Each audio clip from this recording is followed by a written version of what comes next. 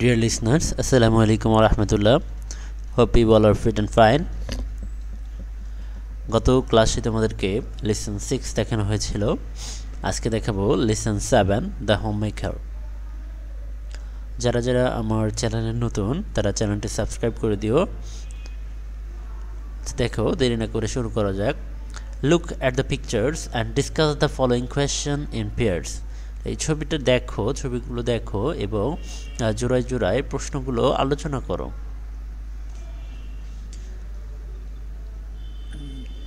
দেখো এক নম্বর ছবিতে আছে হলো যে একজন মহিলা, গ্রামের মানুষ, সে ভাত রান্না করতেছে। 2 নম্বর ছবিতে পরিবারের সবাই মিলে খাওয়া দাওয়া করতেছে।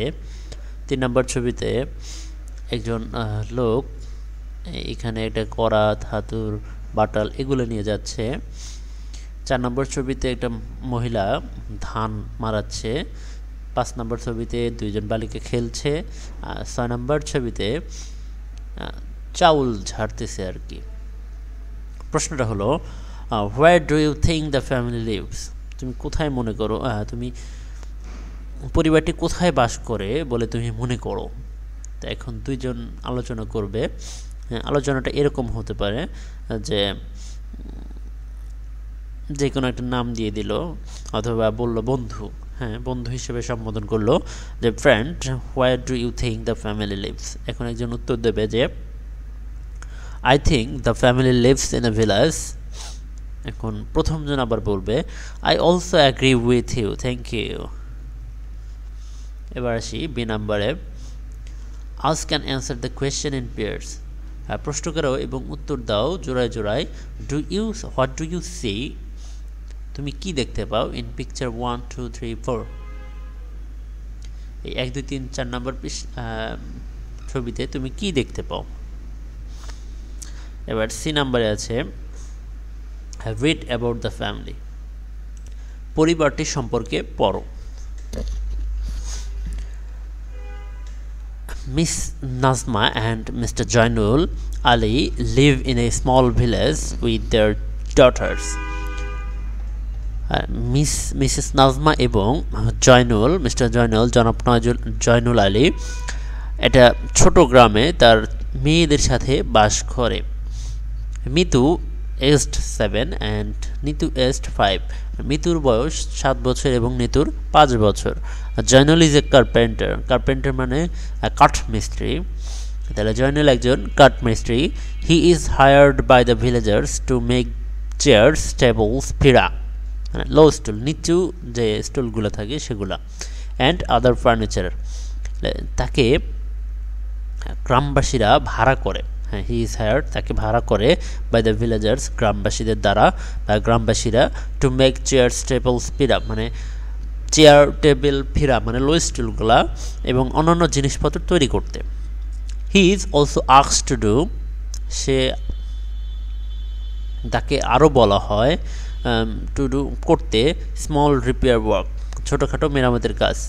But Zainul does not find work everyday, কিন্তু জয়নুল প্রতিদিন কাজ খুঁজে পায় না। He lives from hand to mouth, সে দিন এনে দিন খায়। নেক্সট প্যারাতে আছে Najma does all the work at home. Najma ঘরে সব কাজ করে, ফ্রম মর্নিং টু নাইট সকাল থেকে রাত পর্যন্ত, রেইন অর শাইন রোদ অথবা বৃষ্টি। Sometimes she sits with Mitu and Nitu, মাঝে মাঝে সে নিতু এবং মিতুর সাথে বসে, and teaches them Bangla and English alphabets, এবং তাদেরকে বাংলা এবং ইংরেজি বর্ণমালা শেখায়, অ্যান্ড সাম নাম্বারস এবং কিছু সংখ্যা। They did not go to school, তারা বিদ্যালয়ে যায় না। Najma could study only up to class 5। Najma কেবল 5ম শ্রেণী পর্যন্ত পড়াশোনা করতে পেরেছে। তারপরে Zainul could not study, Zainul পড়াশোনা করতে পারে নাই। আচ্ছা, এবার দেখো make 2 lists of what Najma and Zainul do in the table below. মানে 2টা লিস্ট তৈরি করো, 2টা তালিকা তৈরি করো, যে তালিকাতে থাকবে নাজমা এবং জয়নুল তারা যা করেছে। দেখো নাজমা করেছে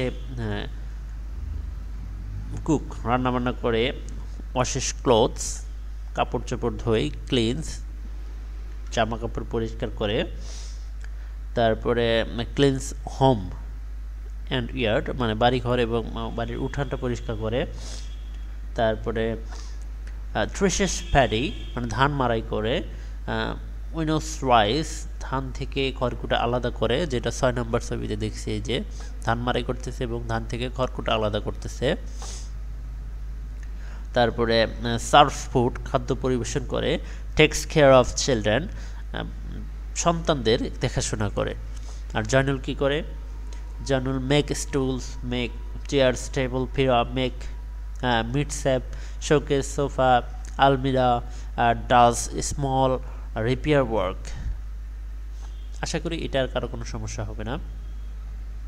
তারপরে যদি হয় অবশ্যই আমাকে জানিও, আমি তোমাদেরকে সেটা আবার পরবর্তীতে নতুন একটা ভিডিওতে দিয়ে দেব।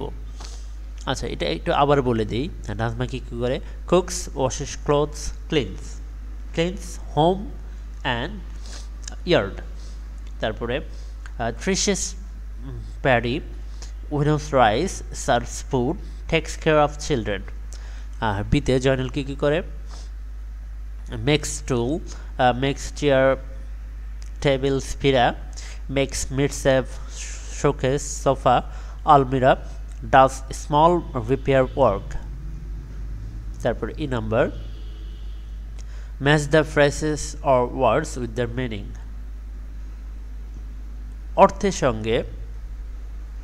অর্থের সঙ্গে শব্দ অথবা ফ্রেজ শব্দগুচ্ছটা মিলাও। তার ফ্রেজ দেওয়া আছে 1টা 2টা 3টা 4টা দেওয়া আছে। দেখো, live from hand to mouth মানে দিন এনে দিন খায়। এটা হলো রেইন অর শাইন, রোদ অথবা বৃষ্টি। অ্যালফাবেট বর্ণমালা, ইলিটারেট অশিক্ষিত। এখানে দেখো, all the letters in a language একটা ভাষার সকল বর্ণ, alphabet. A person who does not know how to read and right একজন ব্যক্তি যে কীভাবে লিখতে হয় বা পড়তে হয় সেটা জানে না, ইলিটারেট।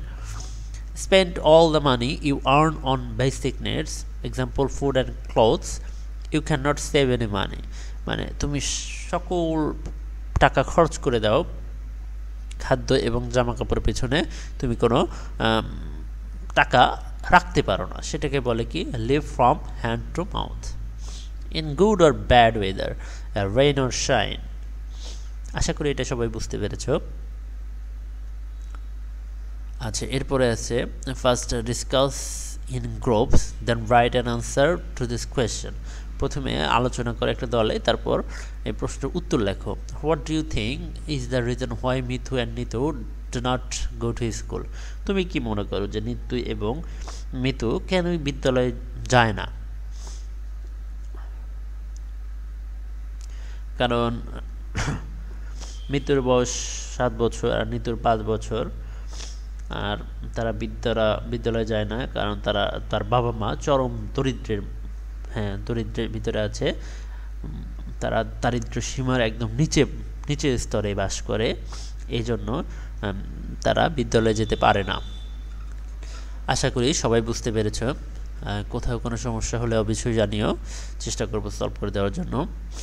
সবাই সুস্থ থেকো, ভালো থেকো। আরেকটা কথা বলি, যারা আমার আগের ভিডিওগুলো দেখোনি, ডেসক্রিপশন বক্সে সকল ভিডিওর লিঙ্কগুলো দেওয়া থাকবে, তোমরা দেখে নিও। ঠিক আছে, আল্লাহ হাফেজ।